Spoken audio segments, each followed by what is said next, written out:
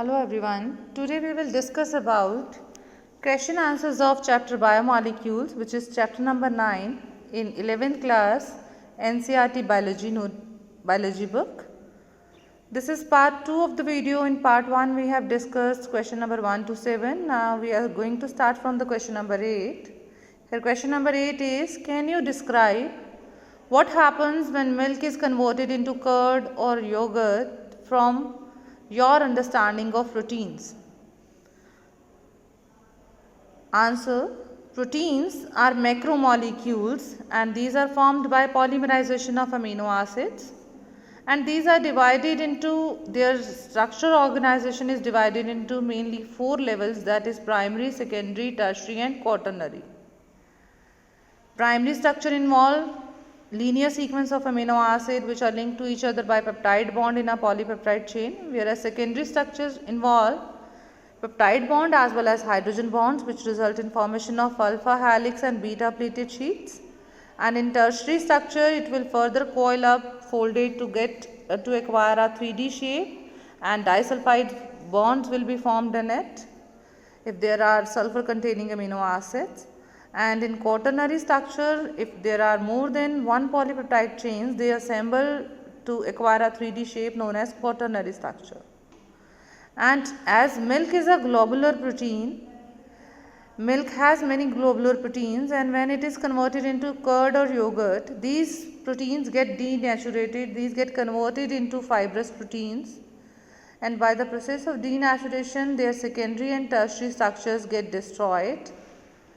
And as you know that when we convert milk into curd, we add small quantity of curd as an inoculum to the warm milk, and the lactic acid bacteria present in the warm milk that will multiply to convert it into the curd.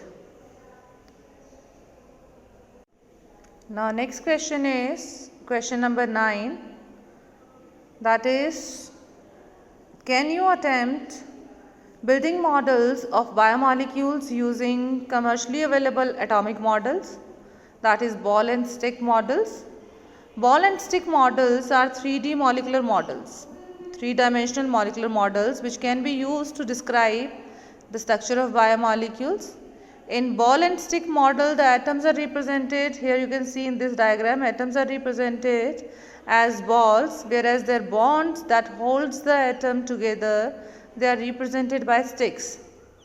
Double and triple bonds are represented by springs that form curved connections between the balls, and the size and color of various atoms are different, and these are depicted by relative size of the balls, and it is most fundamental and common model of representing biomolecular structure. In the above ball and stick model this is the ball and stick model of glucose. And in this model, the oxygen atom are represented by red balls, hydrogen by grayish balls, you can see here light blue or grayish balls are here, and while carbon atoms are represented by dark grey color balls. Now next question, question number 10, attempt titrating an amino acid against a weak base and discover the number of dissociating functional groups in amino acid. Answer: titrating a neutral or basic amino acid against a weak base will dissociate only one functional group, whereas titration between acidic amino acid and weak acid will dissociate 2 or more functional groups. The next question, question number 11, draw structure of amino acid alanine. Here the structure of alanine is given to you. As you know that amino acids are those compounds which contain amino group as well as acidic group. And here the R chain, that is CH3. So in case of alanine, there is methyl group as R chain. This is the structure of alanine.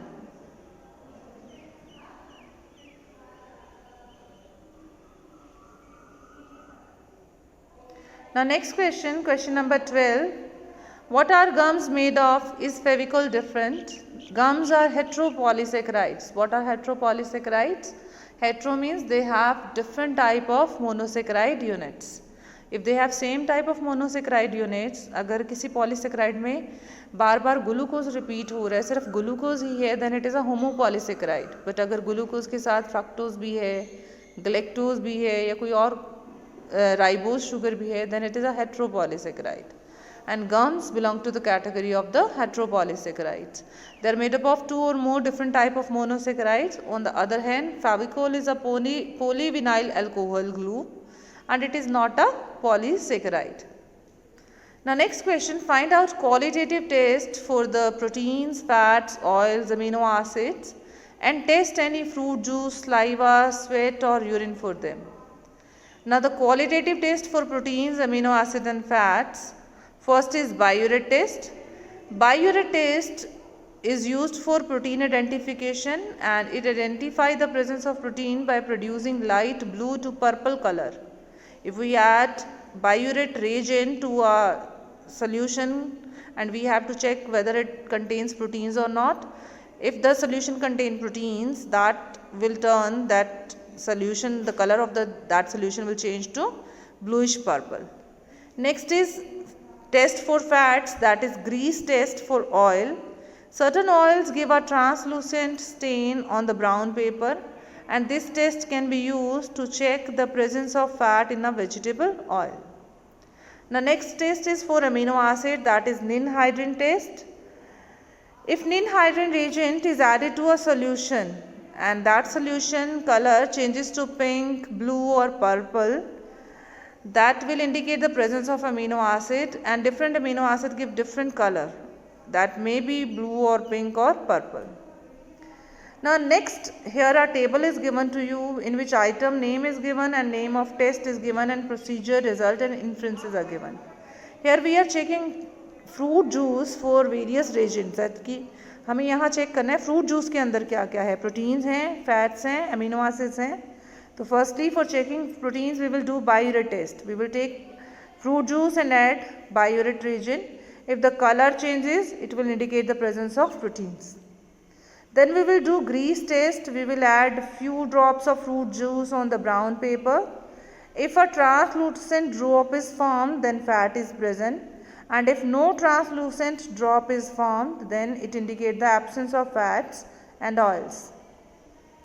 Next test which we will do, that is for the indication of amino acids, and that is ninhydrin test. That is ninhydrin test. And ninhydrin test, for doing ninhydrin test, we will take fruit juice, we will add ninhydrin reagent to it and we will boil it for 5 minutes.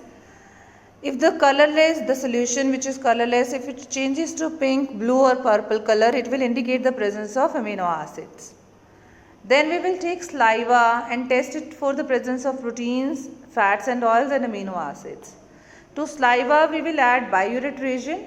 If color changes from light to blue to purple, then it indicates the presence of proteins. Then we will do grease test, in which we will add few drops of saliva on the brown paper. If no translucent drop formed, then it indicates absence of fats and oils. Then we will do ninhydrin test.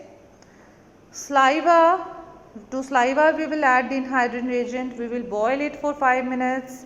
Then if there is change in color from pink, blue or purple color we obtain, this will indicate the presence of amino acids.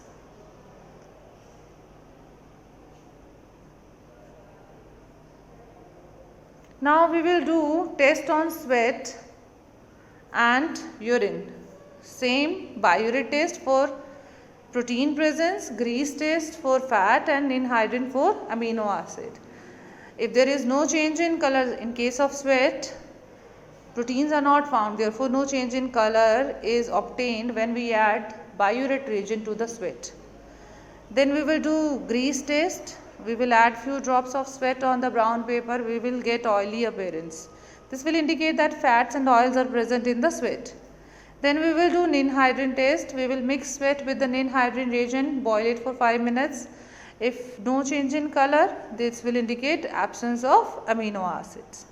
Then we will take another sample which is urine. We will add biuret reagent to the urine. The color will change from light blue to purple. This will indicate the presence of proteins. In grease test, little bit oily appearance will be obtained. Fats may or may not be present. And ninhydrin test, when we add urine, ninhydrin reagent to urine and boil it for 5 minutes, we will see that the color changes to pink, blue or purple. This will indicate the presence of amino acids. And thus these 4 samples get analyzed. Now next question, question number 14. Find out how much cellulose is made by all the plants in the biosphere and compare it with how much of paper is manufactured by man, and hence what is the consumption of plant material by man annually and what is the loss of vegetation. Approximately 100 billion tons of cellulose are made per year by all the plants in the biosphere, and it takes 17 full grown trees to make 1 ton of paper. And trees are also used to fulfill the other requirements of man, such as trees are used for obtaining timber, food, medicines, etc. Hence it is difficult to calculate annual consumption of plant material by man, and this is also affected by certain natural calamity factors like natural calamities or deforestation done for industrialization, urbanization, etc. Now next question is, describe the important properties of enzymes. Enzymes are the biocatalysts. They are used as catalysts for the living cells, as they will increase the speed of the reaction in living beings, speed up the rate, but will not get consumed. And their properties are, they are complex macromolecules with high molecular weight. They catalyze biochemical reactions in the cell. They help in breakdown of large molecule into smaller ones, and also help in joining the 2 smaller molecules to make bigger one. Enzymes don't start a reaction, however they help in accelerating the reaction. They affect the rate of the biochemical reaction, not the direction. They increase the speed of the reaction. Then most of the enzymes have high turnover number. And what is turnover number? It is the number of molecules of substance acted upon by enzyme per minute. They have high turnover number and therefore they increase the efficiency of the reaction. Then enzymes are highly specific in action. Enzymatic activity decreases with increase in temperature. They will show maximum activity at the optimum pH. They will show maximum activity at optimum pH and optimum temperature. The velocity of the enzyme increases with increase in the substrate concentration, and it will ultimately reaches a maximum velocity.